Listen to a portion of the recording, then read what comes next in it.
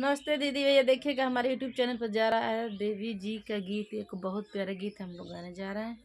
इस समय तो फिर देवी का सीजन है, लेकिन फिर भी देवी माता तो के गीत तो कभी गाया जाता है। बिया में माई तो हर बास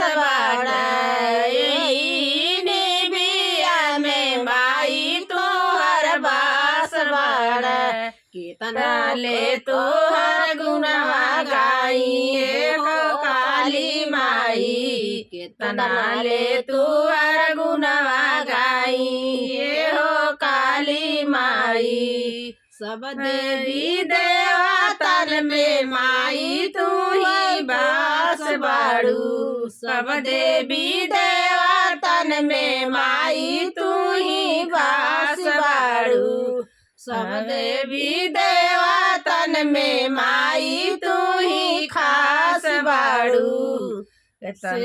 कितना ले तू हर गुनवा गाई हो काली माई, कितना ले तू हर गुनवा गाई हो काली माई। ये माई तू हर नामा खास बाड़, यही से माई तू हर नामा हो खास बाड़।